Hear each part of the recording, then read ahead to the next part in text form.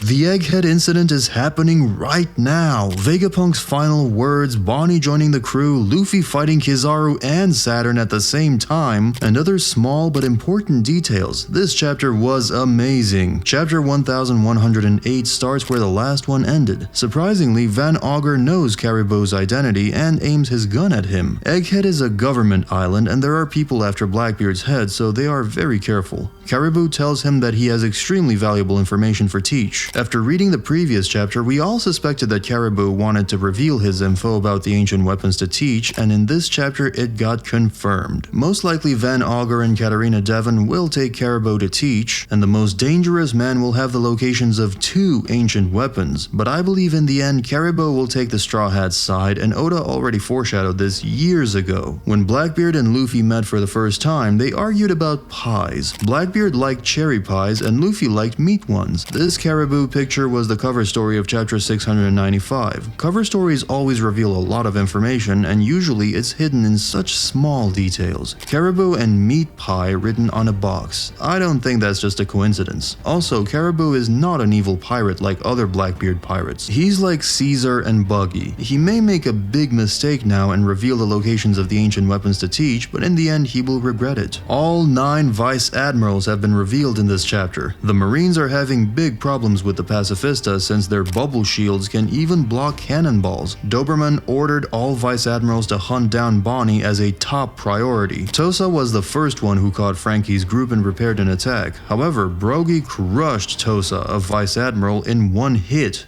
Giants, especially Dory and Broggy, have always been underestimated, so I like to see moments like these. Giants are way more powerful than most people think. It was also interesting that giants know about a sky island. For now, we don't have any clues, but I'm sure this was not just a random conversation, and Oda will return to this topic in the future. We saw another of Saturn's forms. Most likely it is Saturn's awakening, or maybe it is his real form. Sanji mentioned that Saturn has given up any pretense of looking human, and that he has a strange look in his eyes. Saturn always mentions humans like he is not one of them. He compares them to ants and says that he has no sympathy for human life. Due to these details, I believe right now we are witnessing Saturn's real form. He is a demon like the other Gorosei. Saturn could be inspired by the Japanese yokai named the Tsuchigumo. Also called the Earth Spider, this is a monstrous human-eating spider known to have eaten over 2,000 victims. The Tsuchigumo can be seen wielding webs as weapons,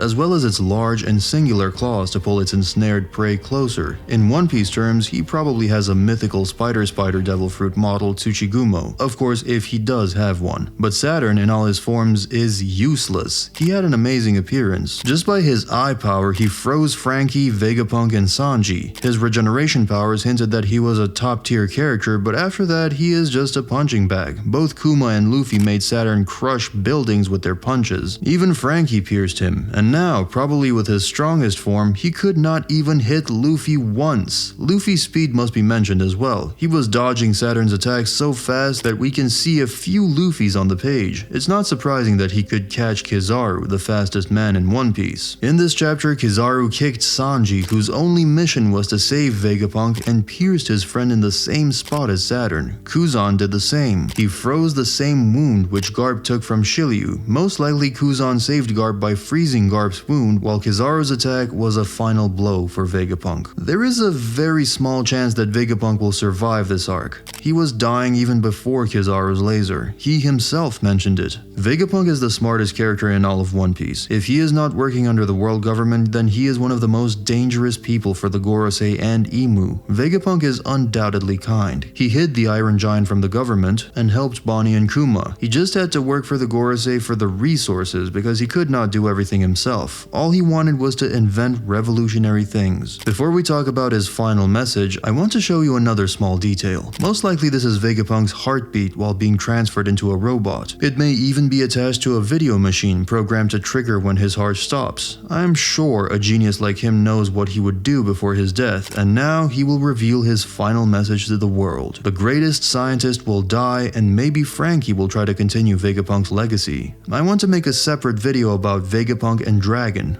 Why Dragon? Because I am sure Vegapunk's words will be a sign for Dragon and the Revolutionary Army to make their first move. Vegapunk has a good relationship with Monkey D. Dragon. Though Vegapunk shares Dragon's contempt with the world government's corruption, he did not join the Revolutionary Army when Dragon invited him, as he deemed the army to be poor. Regardless, the two shared their respect for Clover and worked to ensure the famous archaeologist's death will not be in vain. Also, the two do keep in contact with each other, as it was Dragon who recommended the scientist to Kuma, who was looking for a cure for Jewelry Bonnie. It's clear that Vegapunk and Dragon have some kind of connection. They are not just two guys who respect each other. If you want to know more about this topic, wait for the video that will be uploaded on Sunday. Vegapunk also mentioned that he hoped Bonnie's command override would remain a secret till she was a little bit older. Now she is a target for the rest of her life. Vegapunk asked Luffy to look after her. I think Oda just confirmed that Bonnie will join the crew. Firstly, it was probably Vegapunk's last wish, so Luffy will take care of Bonnie. Also, Bonnie has no crew and has control over one of the strongest weapons in the world, the pacifistas. There is no way that she will survive without the Straw Hats. I'm sure Bonnie wants to join the crew as well. She finally found her and her father's hero, Nika, so most likely we won't see another Yamato case and Bonnie will join the Straw Hats after this arc. Now let's talk about Luffy, Kizaru, and Saturn's power levels. As I already mentioned, Saturn is clearly the weakest one in this trio. Even though many people thought that he was the strongest character on Egghead when he appeared on the island, we finally saw Luffy's serious face in Year 5 for the first time. He could stop Saturn's final form in Kizaru at once. I wonder if his gigantification has a size limit. Luffy went from being too weak to even save one of his friends from Kizaru at Sabaody to fighting Kizaru and Saturn simultaneously. And don't forget that he had such a power-up just in 2 years. Exactly 2 years ago, Oda made a special episode, Luffy, where he drew Luffy and Sabo dreaming about an alternate future where Ace lived. In this episode, he also drew this image, and 2 years later today, we got this page. Sadly, we must give up on the idea that Kizaru will betray Saturn and help Luffy. In the previous chapter, he was ready to kill Bonnie, and now he pierced Vegapunk with his laser. Even if he decides to help them now, it's too late. It seems Kizaru could not win a fight against himself and remained a cog in the machine. Who is stronger between Luffy and Kizaru? Some of you may believe that Luffy is the clear winner in this duo, but we must consider many details in this matchup. During their first clash, I think Kizaru had the upper hand, but now Luffy is clearly stronger. Luffy ate food and regained his energy while Kizaru is at his lowest in this arc. He does not want to fight, and we have not even seen his awakening, so for me it's difficult to say who would win in a fair 1v1 fight. Don't underestimate Kizaru. That's it for today. A video about Vegapunk and Dragon's secret plan will be uploaded in 2 days. Until then, feel free to check out other videos on my channel. Thanks for watching.